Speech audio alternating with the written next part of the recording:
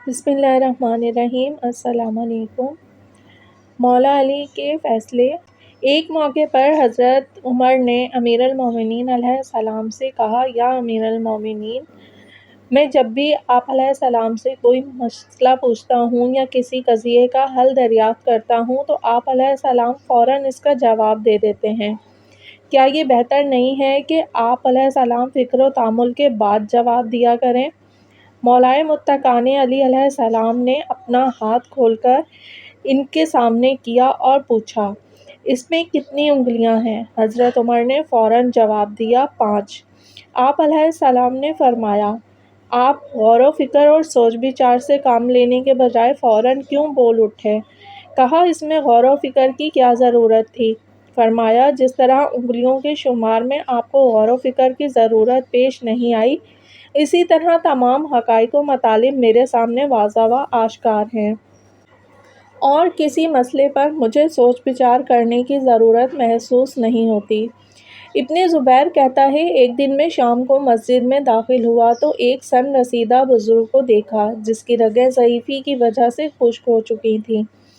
میں اس کے سامنے گیا، سلام کرتے ہوئے میں نے کہا، اے بزرگ، آپ نے اصحاب رسول صلی اللہ علیہ وآلہ وسلم میں سے کسی صحابی کو دیکھا ہے؟ اس نے کہا، عمر بن خطاب کو۔ میں نے پوچھا، آپ اس کے ساتھ جہاد میں بھی شریک ہوئے تھے؟ کہا، ہاں، میں جنگ یرموک میں حاضر تھا۔ میں نے کہا، مجھے کوئی حدیث یا واقعہ اس وقت کا سنا سکتے ہو؟ اس نے کہا، ہم حاجیوں کی ایک جماعت فریضہ حج کے لیے مکہ کی طرف روانہ تھی۔ حالت احرام میں ہم لوگوں نے شتر مرغ کے چند انڈے اس کے گھونسلے سے اٹھائے اور انہیں پکا کر کھایا۔ جب ہم مناسک حج سے فارغ ہوئے اور مدینے کی طرف رخت سفر باندھا تو میں نے اپنے ساتھیوں سے کہا، ہم نے احرام کی حالت میں شکار کیا تھا، لامحالہ کفارہ ہے، بہتر ہے اس مسئلے کے بارے میں دریافت کریں۔ اسی مسئلے کی پریشانی میں ہم حضرت عمر کے پاس پہنچے اور ہم نے اپنا مسئلہ ان کے سامنے بیان کیا۔ حضرت عمر نے کہا، میرے ساتھ چلو۔ ہم ان کے ساتھ چل پڑے۔ ایک دروازے پر پہنچ کر حضرت عمر نے دروازہ کھٹکھٹایا اور آواز دی، کیا ابوالحسن ابن ابی طالب علیہ السلام گھر پر ہیں؟ جواب ملا کہ آپ علیہ السلام گھر میں نہیں ہیں۔ حضرت عمر نے کہا، چلیے ہم اصحاب رسول صلی اللہ علیہ وآلہ وسلم میں سے کسی سے یہ مسئلہ پوچھتے ہیں۔ وہ حضرت عمر کے ساتھ مختلف اصحاب رسول کے پاس گئے اور مسئلے کو بیان کیا، لیکن تمام اصحاب نے اس مسئلے کے حکم میں اختلاف کیا۔ اس وقت حضرت عمر نے کہا، ہمارے درمیان ایک شخصیت موجود ہے، فیصلے کے لیے ان کی طرف رجوع کرتے ہیں۔ انہوں نے ایک شخص کو ایک عورت کے پاس بھیجا تاکہ اس سے گدھا مانگ کر لائے۔ ہم سوار ہو کر حاجیوں کے ساتھ علی علیہ السلام کی طرف روانہ ہوئے۔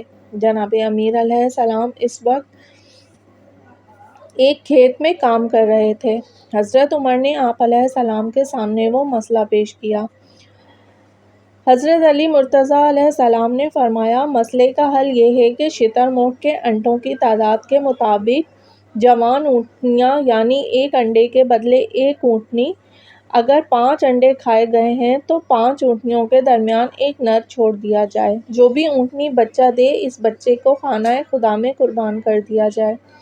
حضرت عمر نے کہا، یا ابوالحسن، ایسا بھی تو ہو سکتا ہے کہ کچھ اونٹنیاں حاملہ ہوں اور کچھ حاملہ نہ ہوں۔ حضرت جناب امیر علیہ السلام نے فرمایا، یہ بھی تو نہیں ہو سکتا کہ تمام ہی انڈوں سے بچے نکلیں، کیونکہ کچھ انڈے خراب بھی تو ہو جاتے ہیں۔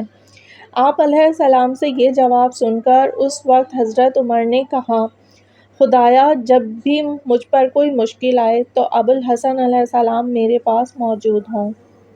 قدامہ بن مظعون کا شراب پینا۔ اس روایت کو شیعہ سنی دونوں علماء بیان کرتے ہیں کہ حضرت عمر بن خطاب کے دور خلافت میں قدامہ بن مظعون نے شراب پی تو حضرت عمر نے اس پر حد جاری کرنے کا حکم دیا۔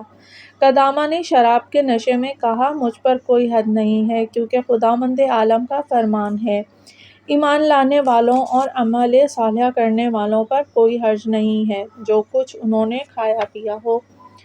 میں تو مہاجرین اولین اور مجاہدین بدر میں سے ہوں۔ حضرت عمر نے کہا تو درست کہتا ہے، آخرکار قدامہ کو بغیر سزا دیے چھوڑ دیا گیا۔ یہ بات جب مولائے کائنات علیہ السلام تک پہنچی تو جناب امیر حضرت عمر کے پاس آئے اور فرمایا، قدامہ پر حد کیوں نہیں جاری کی جبکہ وہ گناہ کا مرتکب ہوا ہے؟ حضرت عمر نے آپ علیہ السلام سے تمام معاملہ بیان کیا۔ امام المتقین علیہ السلام نے فرمایا، قدامہ اس آیت کا اہل نہیں ہے، نہ وہ شخص جو اس کی راہ پر چل کر حرام خدا کا مرتکب ہوا۔ اگرچہ اس بات میں تو کوئی شک نہیں کہ یہ شخص خدا اور رسول صلی اللہ علیہ وآلہ وسلم پر ایمان لایا اور نیک کام کیے، لیکن یہ لوگ خدا کی حرام کردہ چیزوں کو حلال نہیں کر سکتے۔ بس قدامہ کے لیے واجب ہے کہ وہ توبہ کرے۔ اگر وہ توبہ کرے تو اس پر حد جاری کی جائے گی، اگر وہ توبہ نہ کرے تو اس کی گردن اڑا دی جائے گی، کیونکہ وہ دین اسلام سے خارج ہو گیا ہے۔ حضرت عمر سمجھ گئے کہ اس شرعی مسئلے میں انہوں نے بہت بڑی غلطی کی ہے۔ انہوں نے دوبارہ قدامہ کو طلب کیا اور اس کو توبہ کرنے کو کہا۔ قدامہ کو بھی علم ہو گیا کہ اس کے لیے شرعی سزا کیا ہے، تو اس نے توبہ کا اظہار کیا۔ حضرت عمر نے جناب امیر علیہ السلام سے درخواست کی کہ ابوالحسن، آپ فرمائیے کہ اب اس پر کس طرح حد جاری کرنی ہے؟ جناب امیر علیہ السلام نے فرمایا، اسے 80 تازیانے مارے جائیں، کیونکہ جو بھی شراب پیتا ہے مستی میں آ جاتا ہے اور بہکی بہکی باتیں کرتا ہے اور شر بڑھاتا ہے اور جھوٹ باندھتا ہے۔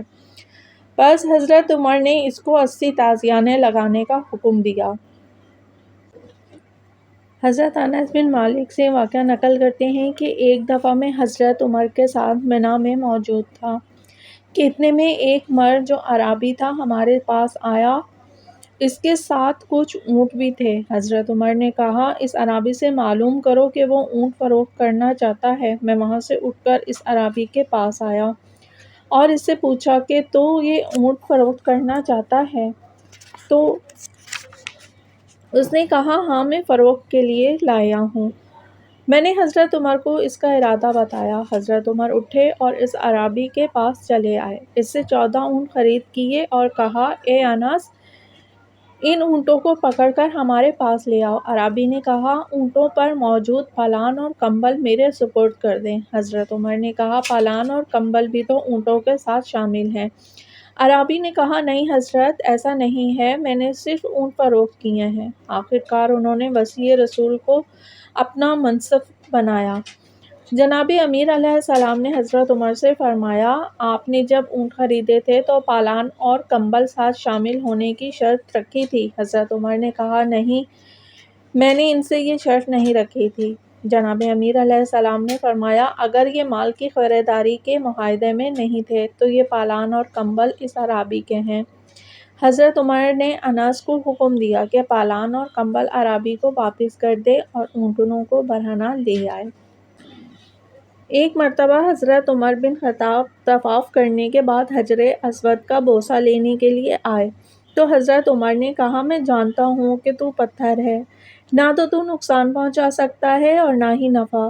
اگر سرور کائنات کو تجھے بوسہ دیتے اور سلام کرتے ہوئے نہ دیکھا ہوتا تو آج میں تجھے نہ بوسہ دیتا اور نہ سلام کرتا۔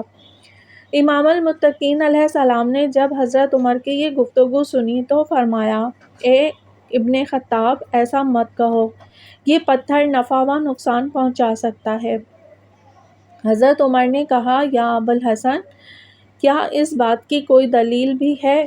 جناب امیر علیہ السلام نے فرمایا، ہاں، اس بات کی دلیل ہے جو کتاب خدا میں موجود ہے۔ جب اللہ تعالیٰ نے ابوالبشر حضرت آدم علیہ السلام کی تخلیق فرمائی تو ان کی پشت مبارک کو حجر اسود سے مس کیا اور ذریت آدم علیہ السلام سے اپنی ربوبیت و عبودیت کا عہد و پیمان لیا۔ پھر اس عہد و پیمان کو ایک کتاب میں درج فرمایا۔ اس پتھر کی زبان بھی تھی اور 2 آنکھیں بھی تھیں۔ بار الہ روز حساب اس پتھر سے فرمائے گا کہ ہر شخص کے ایمان و وفا کی گواہی دے اور ان لوگوں کی گواہی دے جو تیری زیارت کو آئے اور جنہوں نے کفر و ہٹ دھرمی پر قائم رہتے ہوئے تیری زیارت نہیں کی۔ اس کے بعد جناب امیر علیہ السلام نے فرمایا، میں نے رسول خدا صلی اللہ علیہ وآلہ وسلم سے سنا کہ آپ علیہ السلام نے فرمایا، حجر اسود میدان محشر میں فصیح و بلیغ زبان میں ہر اس شخص کی گواہی دے گا جس نے بھی اس کا بوسہ لیا ہوگا اور اسے مس کیا ہوگا۔ فرمان الہی ہے، جس نے اس کی زیارت نہیں کی ہوگی، اس پتھر کی گواہی اس کے لیے باعث نقصان ہوگی۔ اے عمر ابن خطاب، جان لے کہ یہ پتھر ہم کو نفع و نقصان پہنچا سکتا ہے۔ اس وقت حضرت عمر نے کہا، میں اس بات سے خدا کی پناہ چاہتا ہوں کہ میں ایسی قوم میں رہوں جہاں آپ علیہ السلام موجود نہ ہوں۔ بے شک اللہ تعالیٰ نے آپ علیہ السلام کو علم کا وسیع حصہ عطا فرمایا ہے۔